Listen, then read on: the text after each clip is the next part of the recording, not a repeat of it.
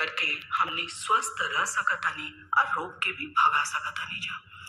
योग भगाए रोग कहल भी गईल बा। ए विषय पर आज डॉक्टर मोनालिसा से एगो वार्ता सुनतानी जा। महिलाओं के लिए योग भेंट वार्ता और भेंट वार्ताकार बाड़ी डॉक्टर मोनालिसा और भेंटकर्ता बाड़ी सोमा चक्रवर्ती। तो सुनी जाइए भेंट वार्ता। नमस्कार श्रोताओं, हमेशा की तरह एक नए विषय के साथ, एक नए विशेषज्ञ के साथ हम हाजिर हैं। श्रोताओं कहा गया है कि योग की उत्पत्ति सभ्यता के साथ ही हुई है। योग विधा में शिव को आदि योग तथा आदि गुरु माना जाता है। आज के जीवन में योग का क्या महत्व है और महिलाओं के लिए योग क्यों जरूरी है, इसी विषय पर आज हम बातचीत करेंगे। और इस खास बातचीत के लिए हमने अपने स्टूडियो में आमंत्रित किया है योग प्रशिक्षक डॉक्टर मोनालिसा जी को। डॉक्टर मोनालिसा जी, आपका हमारे स्टूडियो में बहुत बहुत स्वागत है। मोनालिसा जी, योग की शुरुआत काफी पहले से हो चुकी है, लेकिन ऐसा देखा जा रहा है कि आज के समय में लोग योग या एक्सरसाइज के प्रति ज्यादा जागरूक हो रहे हैं। स्वस्थ रहने के लिए, सुंदर दिखने के लिए, महिला हो या पुरुष, हर कोई योग की तरफ आकर्षित हो रहे हैं, योग को अपने दैनिक जीवन में शामिल कर रहे हैं। तो आपका हम अपने स्टूडियो में स्वागत करना चाहेंगे और आपसे ये जानना चाहेंगे कि योग क्या है। योग का अर्थ ही होता है जोड़ना। आत्मा से परमात्मा का मिलन, शरीर का अपने मन से मिलन, ये चीज योग है जी।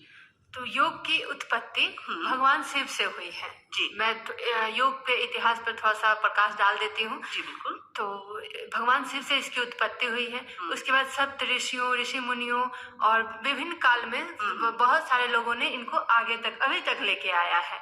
तो महर्षि पतंजलि ने इस योग को एकत्रित, संकलित किया योग सूत्र में, जिसमें उन्होंने इसके 8 अंगों की चर्चा की अष्टांग योग के माध्यम से, जिसमें यम, नियम, आसन, प्राणायाम, प्रत्याहार, धारणा, ध्यान और समाधि संकलित है, जिसके माध्यम से लोगों के बीच ये आज जाना जा रहा है। और वर्तमान में आसन और प्राणायाम लोग इसी के माध्यम से अपने आप को स्वस्थ कर रहे हैं और इसको अपना रहे हैं। आज घर घर में व्यक्ति योग को जान रहे हैं और जानना जरूरी भी है कि अगर स्वस्थ रहना है तो योग को जरूर अपने जीवन में शामिल करना है। तो आज के समय में योग क्यों जरूरी हो गया है? आजकल भाग दौड़ भरी जिंदगी है, महिला हो या पुरुष, सभी को मानसिक तनाव रहता है, चिंताएं रहती हैं, बच्चों को लेके हो, अपने कार्य को लेके हो या अपने फैमिली को लेके हो, किसी न किसी, हर किसी को चिंता है, परेशानी है और समस्याएं हैं। तो ऐसे में योग जो है आपको मानसिक रूप से स्वस्थ करता है, मानसिक शांति देता है, सुकून देता है, जिससे मेंटल हेल्थ पे अच्छा प्रभाव पड़ रहा है। मानसिक तनाव जो होता है कम हो रहा है, मानसिक समस्याएं लोगों की कम हो रही हैं। नहीं तो लोग अभी टेंशन के कारण मानसिक रूप से मानसिक रोगी होते जा रहे हैं। तो मानसिक रूप से स्वस्थ रहने के लिए, साथ ही साथ शारीरिक रूप से स्वस्थ रहने के लिए योग बहुत जरूरी है।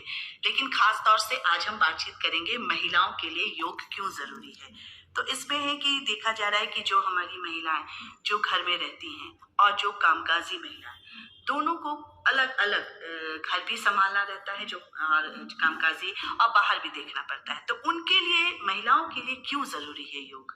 अगर महिलाएं योग करती हैं तो शारीरिक से फिट रहेंगी तो ज्यादा अच्छे से कार्य को कर सकेंगी, समय से कार्य को कर सकेंगी।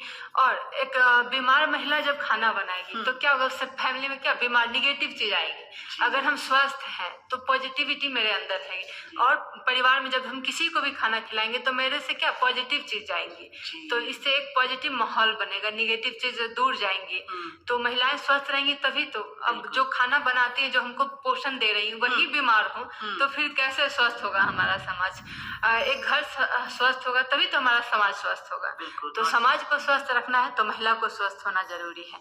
तो महिलाएं कैसे स्वस्थ रहेंगी? अब योग प्राणायाम के माध्यम से अपने आप को स्वस्थ रख सकती है। तो महिलाएं ज्यादा नहीं, 20 मिनट अपने समय से 20 मिनट निकालें, अपने आप को स्वस्थ रखें। और इस बीच में 20 मिनट आसन और प्राणायाम दोनों का यहाँ पर मैं पूछना चाहूंगी कि हमारी जो कामकाजी महिलाएं हैं, ज़्यादातर समय वो कुर्सी पर बैठकर अपना काम करती है, चाहे वो टेबल डेस्क वर्क हो या फिर कंप्यूटर पर। तो ऐसे में उनको कमर दर्द की शिकायत, गर्दन दर्द की, पीठ दर्द की शिकायत हो जाती है। तो ऐसे में उनको क्या करना चाहिए? ऐसे में उनको सूक्ष्म व्यायाम का अभ्यास करना चाहिए। जैसे बहुत देर तक बैठे हुए हैं, अभी तो 1 घंटा के बाद ब्रेक मिलता है ऑफिस में भी, तो जैसे ग्रीवा संचालन है, गर्दन अकड़ गई है, कंधा अकड़ गया है, तो ग्रीवा संचालन का अभ्यास करें। सांस लेते हुए हम गले को पीछे की ओर लेके जाएंगे, फिर सांस लेते पुनः वापस, फिर सांस लेते हुए गले को नीचे की ओर जाएंगे, फिर पुनः वापस, फिर दाएं, फिर बाएं सांस लेते हुए, और फिर अपने हेड को सांस लेते हुए क्लॉकवाइज और एंटी क्लॉकवाइज गले को घुमाएंगे। तो इससे उनके गर्दन का, कंधे का जो अकड़ होगा वो दूर होगा। फिर हाथों की समस्याएं हैं तो हाथों के लिए मुष्टिका बंद का अभ्यास करेंगे। हाथ को आगे की तरफ फैला के बैठे बैठे कर सकते हैं। हाथों को आगे के फैलाएंगे और सांस ले भरते हुए हाथ को मुट्ठी बांधेंगे और फिर उसको सांस छोड़ते हुए खोलेंगे। इसका 2 बार 5 बार अभ्यास कर ले और इसी तरह के सूक्ष्म अभ्यास करके वो अपने आप को बैठे बैठे ऑफिस में भी रिलैक्स फील कर सकते हैं। बिल्कुल, क्योंकि काफी तनाव होता है, काम का भी तनाव, घर का भी तनाव। तो ऐसे में रिलैक्स होने के लिए उनको इस तरह के सूक्ष्म योग वो कर सकती है, व्यायाम कर सकती हैं। और आजकल ये भी देखा जा रहा है मोनालिसा जी की, तो ऐसे में क्या योग के द्वारा इन सब बीमारियों से वो निजात पा सकती हैं? जी, योग और खान पान, इन दोनों चीज को ध्यान रखें वो तो अपने आप को स्वस्थ रख सकती हैं, फिटनेस उनका बरकरार रहेगा। तो सबसे पहले आसनों का अभ्यास, पहले उनका मेडिकल हिस्ट्री, हमारे पास जो भी महिलाएं आती हैं उनका मेडिकल हिस्ट्री जानते हैं, सर्जरी नहीं तो, क्योंकि महिलाएं हैं, माँ बनेंगी तो आजकल तो सर्जरी के माध्यम से ही माँ बन पाती हैं। तो ऐसे में ये जानकारी के साथ लेने के बाद उनको हम पहले सूक्ष्म व्यायाम का अभ्यास करवाते हैं, फिर योगिक जॉगिंग और फिर सूर्य नमस्कार और बहुत सारे आसन हैं जिसको करा के वो अपने आप को वेट घटा सकती हैं। और आसनों के साथ साथ वो अपने खान पान का भी थोड़ा सा ध्यान रखें। मोटापा कम करना है तो सुबह में जीरा पानी लें, रात में भिगो दे जीरा को और सुबह में उसको गुनगुना करके और उसका इस्तेमाल करें। इससे वो अपने आप को मोटापा कंट्रोल कर सकती है। मतलब रात को जीरा को पानी के साथ भिगो दे और सुबह उसे हल्का गुनगुना करके उसे छान कर पी सकती हैं। जी, तो इससे मोटापा बहुत जल्दी कंट्रोल होगा और वेट घटेगा। और थायराइड के लिए? थायराइड के लिए सर्वांगासन और उज्जयी प्राणायाम का अभ्यास करें। इनकी मदद से आप थायराइड को पूरे कंट्रोल कर सकते हैं। थायराइड के भी बहुत सारे टाइप हैं तो उनके हिसाब से उनका योगासनों का अभ्यास करवाया जाता है। और जैसे बीपी और शुगर की, अगर जैसे महिलाओं में अधिकतर बीपी लो की समस्या रहती है, बीपी लो की समस्या है तो हम उनको कपालभाति का अभ्यास करवाते हैं और भस्त्रिका का। लेकिन भस्त्रिका में ध्यान रखना पड़ता है कि मौसम कैसा है। अच्छा। जैसे अभी गर्मी का है तो गर्मी में हम लोग नहीं करवाते, बहुत ज्यादा लो है बीपी तो करवाते हैं उनको हम भस्त्रिका का अभ्यास। अन्यथा ठंड में ज्यादा भस्त्रिका काम करती है क्योंकि अभी टेम्परेचर ऐसे ही बढ़ा हुआ है और वो और टेम्परेचर बढ़ाता है तो फायदे की जगह नुकसान भी होता है। इसलिए मौसम का ध्यान रखना है और उसके हिसाब से योग करना है। मैंने मौसम और शारीरिक जो उनके मतलब कमी है, समस्या उसको ध्यान में रख के आप लोग योग करवाती हैं। समस्या की बात हुई मोनालिसा जी, तो आजकल ना मासिक धर्म में बहुत अनियमितता देखी जाती है। कभी एक दिन हुआ बहुत रक्तस्राव होता है, नहीं तो कभी कई महीनों तक नहीं होता है। तो क्या इससे योग से इस पर कंट्रोल किया जा सकता है? जी, मैंने बहुत सारी महिलाओं को योग के माध्यम से उनका पीरियड रेगुलर हुआ है, मंथली आने लगा है टाइम से, समय से, जो 28 दिन का इसका चक्र होता है उस हिसाब से। तो इसके लिए सबसे जरूरी आसन जो है वो है तितली आसन। अच्छा। महिलाओं के लिए वरदान है तितली आसन। अगर हर महिला, लड़की हो, जिस भी उम्र की महिलाएं हैं उसका अभ्यास करें तो उन्हें बहुत सारा फायदा होगा और हो भी रहा है। समाज में जो करे उनको फायदा मिल रहा है। तो तितली आसन बहुत ही आसान सा आसन है। सांसों के साथ भी इसका अभ्यास कर सकती हैं। पलथी मार के बैठ जाना है और दोनों तलवों को मिला के उसको फोल्ड करके अपने हाथों से लॉक करके और सांस को ऊपर लेते हुए दोनों घुटनों को ऊपर उठाना है, बटरफ्लाई के उसके उनके पंखों की तरह, और फिर उसको नीचे करना है। सांसों के साथ भी कर सकते हैं, बिना सांसों के साथ भी कर सकते हैं। और मैं सभी महिलाओं को सजेशन देना चाहूँगी कि आप प्रशिक्षक के देख रेख में ही करें। योग्य कुशल योगा टीचर हो उनके देख रेख में करें। नहीं तो अभी बहुत सारी महिलाएं वीडियो देख के करती हैं तो वैसे में फायदे की जगह नुकसान, बोलती करती तो है लेकिन कोई फायदा नहीं हो रहा है। तो इसलिए आप वीडियो में तो सही बता रहे हैं लेकिन हम कर रहे हैं या नहीं कर रहे हैं तो कोई देखने वाला होना चाहिए। तो इसलिए मेरा एक सलाह है या सुझाव है कि सभी महिलाएं एक योग्य योगा टीचर की देख रेख में योगासन का अभ्यास करें। ज़्यादातर देखा जाता है कि प्रेगनेंसी के समय गर्भवती महिलाएं क्या जो पहले से करती आ रही होंगी या उसके बाद उन्होंने गर्भ धारण किया है, तो क्या उस दौरान योगासन वो कर सकती हैं?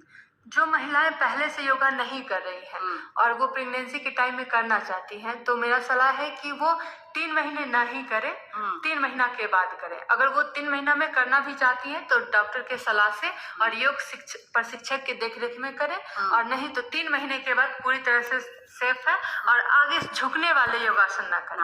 हाँ, जैसे सूक्ष्म व्यायाम है, डीप ब्रीदिंग एक्सरसाइज है, वो सब करें जी। और बटरफ्लाई पोज का भी अभ्यास करें 3 महीने। इससे क्या होता है कि आपकी डिलीवरी नॉर्मल होगी। अच्छा, तो उस दौरान वो तितली आसन कर जी। सकती हैं। चलिए, एक अच्छी जानकारी आपने दी। कभी कभी ये भी देखा जाता है कि आजकल जो बच्चियों का जो हाइट होता है उसमें बहुत वृद्धि नहीं देखा जा रहा है, बहुत उनका कह सकते हैं ना कि नाटापन की शिकायत होती है। तो क्या हाइट बढ़ाने के लिए कोई ऐसा योगासन है जो बच्चियों को करना चाहिए? जी बिल्कुल है। ताड़ासन। ताड़ासन एक ऐसा आसन है जिसकी सहायता से किसी भी उम्र आप अपने हाइट को ग्रोथ कर सकते हैं। अगर बच्चे इसको अपने कम उम्र से इसको करते हैं तो उनकी हाइट बहुत अच्छी होगी। अच्छा, तो बच्चे को यही सलाह है कि वो बच्चे बचपन से ही ताड़ासन का अभ्यास करें। ताड़ासन भी 2 तरह के, ताड़ासन और एक गद्यात्मक ताड़ासन। अच्छा। बस सांस लेते हुए अपने पैर के तलवों पे खड़ा रहना है, सांस लेते हुए हाथ को इंटरलॉक करेंगे, ऊपर की तरफ करके सांस लेते हुए ऊपर जाएंगे, तनाव पूरा खिंचाव होगा बॉडी में। और इसका अभ्यास जितना देर आप सांस ऊपर में रोक सकती हैं, 2-3 सेकेंड हो गया, 4 सेकेंड हो, पहले 3 सेकेंड से अभ्यास स्टार्ट करें, फिर 5 सेकेंड, फिर 6 सेकेंड। आपका जैसे जैसे अभ्यास बढ़ते जाएगा वैसे वैसे सांसों की रोकने की क्षमता भी आपकी बढ़ती जाएगी। बिल्कुल। तो और ये भी ज़रूरी है कि जब आप योग कर रही हैं, योगासन कर रही हैं, तो खान पान का भी विशेष ध्यान रखना चाहिए। तो खान पान किस तरह से होना चाहिए? जैसे स्पेशली महिलाओं के लिए अभी ओबेसिटी की अधिकतर महिलाओं को समस्या है। 99% महिलाएं जो है तो ओबेसिटी से परेशान रहती हैं, गैस से परेशान रहती हैं, गैस एसिडिटी की भी बहुत ज़्यादा समस्या आ रही है। तो जैसे सुबह का स्टार्टिंग जब हम करेंगे गुनगुने पानी से करेंगे, इससे क्या होगा, आपका कॉन्स्टिपेशन अगर किन्हीं को है तो वो भी दूर होगी।